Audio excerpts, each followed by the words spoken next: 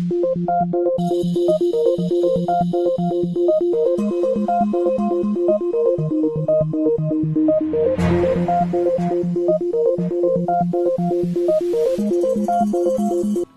Everyone, आज की class में चैप्टर 2 यानी कि sexual reproduction in flowering plants को आगे कंटिन्यू करते हुए मैं आपको टॉपिक पॉलन पेस्टिल इंटरैक्शन एक्सप्लेन करने जा रही हूँ। यहाँ जो आप कंप्लीट टर्म देख रहे हैं दैट इज पॉलन पेस्टिल इंटरैक्शन। ठीक है, यहाँ पे दो टर्म्स हैं विच आर पॉलन एंड पेस्टिल। दोनों के बारे में आप बहुत अच्छे तरीके से एक्सप्लेनेशन भी जानते हैं, स्ट्रक्चर भी जानते हैं और क्या काम है वो भी जानते हैं। ठीक है, देन यहाँ पे एक इंग्लिश का वर्ड निकल के आ रहा है इंटरैक्शन। इंटरैक्शन का मतलब भी आप जानते हैं। तो कुल मिला के यहाँ पे आपको ये समझना है कि पॉलन पेस्टिल इंटरैक्शन एक्चुअली पेस्टिल की एक रिकॉग्निशन पावर है, जिससे वो ये रिकॉग्नाइज करता है कि किस पॉलन ग्रेन को उसको अलाउ करना है पॉलन ट्यूब फॉर्म करने के लिए और किसको रिजेक्ट करना है कि वो पॉलन ट्यूब फॉर्म ना कर सके या फिर पॉलन जर्मिनेशन ना कर सके। ठीक है, आसान हो गया आपके लिए। तो इसको आप किस तरीके से लिख सकते हैं? The pistil has the ability to recognise the pollen whether it is of the right type. अगर राइट टाइप होगा, अगर वो करेक्ट टाइप का होगा, सेम स्पीशीज का होगा, ठीक है, उसको हम कॉम्पेटिबल बोलते हैं।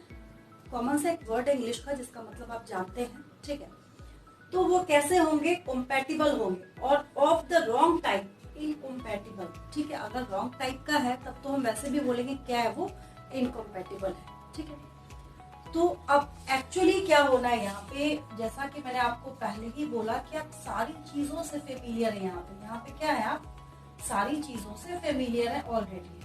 ठीक है, तो ये क्या है, female reproductive part of flower है। ठीक है, क्या है ये, female reproductive part of flower है। ठीक है, अब यहाँ पे this landing platform is stigma, style and this pollen portion is ovary. Clear है, आसान हो गया। ठीक है, अब यहाँ पे क्या है, इस स्टिग्मा के ऊपर बहुत सारे पॉलन ग्रेन्स लैंड करते हैं। इस स्टिग्मा के ऊपर क्या होता है, बहुत सारे पॉलन ग्रेन्स लैंड होते हैं। अब यहाँ पे आपको सपोज करना है कि ये अब तीनों को एक साथ ऐड करके आप क्या बोलते हैं, दैट इज पिस्टिल। क्या लिख दिया मैंने यहाँ पे, पिस्टिल। ठीक है, अब इस पिस्टिल को ये डिसाइड करना है, ये रिकॉग्नाइज करना है कि किसको ये अलाउ करेगा पॉलन ट्यूब फॉर्म करने के लिए। ठीक है, बस इतनी सी बात है, that is referred as pollen pistil interaction.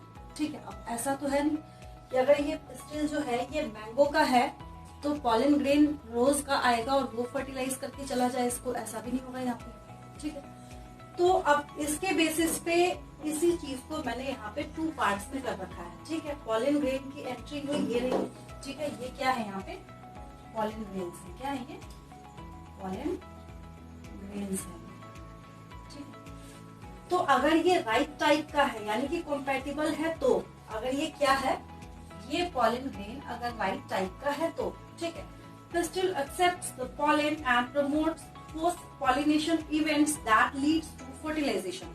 ठीक है, मतलब पोस्ट पॉलिनेशन का मतलब पॉलिनेशन के बाद के प्रोसेसेस। ठीक है, पॉलिनेशन सिर्फ इतना ही था जहां तक पॉलन ग्रेन्स ट्रांसफर होके कहाँ लैंड कर गए, स्टिग्मा तक आ गए। ठीक है, बट उसके बाद का काम किसके जिम्मे है, उसके बाद का जो काम है वो किसको करना है, पिस्टिल को खुद ही करना है यहाँ पे। ठीक है, तो ये क्या करते हैं, ये यहाँ पे सिलेक्ट करने का काम करते हैं कि कौन इससे कॉम्पेटिबल है और कौन इनकॉम्पेटिबल है। ठीक है, तो अगर ये कॉम्पेटिबल हुआ तब ये उसको एक्सेप्ट करेगा और अलाउ करेगा कि हाँ तुम क्या कर सकते हो, पॉलन ट्यूब फॉर्म कर सकते हो। अब दूसरी कंडीशन देखते हैं, इसका ऑपोजिट कर लेते हैं। ठीक है, अगर वो रॉन्ग टाइप का हुआ, मतलब किसी दूसरी स्पीशीज का है या फिर किसी दूसरे रीजन की वजह से क्या है, इनकॉम्पेटिबल है। ठीक है, तो pistil rejects the pollen by preventing pollen germination on the stigma और the pollen tube growth in the style. दोनों एक ही बात है, पॉलन जर्मिनेशन को बंद कर देगा, आप ऐसा भी बोल सकते हैं, या फिर यहाँ पे आप इसको भी लिख सकते हैं कि ये पॉलन ट्यूब की एंट्री को फॉर्म करने को क्या करता है, ये बंद कर देता है, रिजेक्ट कर देता है। ठीक है, तो ये क्या है, पॉलन क्रिस्टल इंटरैक्शन है, ठीक है। अब जैसे ही ये कॉम्पैटिबल पॉलन ग्रेन जो यहाँ पे लैंड करेगा, ठीक है, तब क्या होगा, यहाँ पे ये क्या करते हैं, इस स्टिग्मा से न्यूट्रिएंट्स और वाटर को एब्जॉर्ब करते हैं, ठीक है। स्टिग्मा के सरफेस से ये क्या करते हैं, न्यूट्रिएंट्स और वाटर को एब्जॉर्ब करने का काम करते हैं, ठीक है।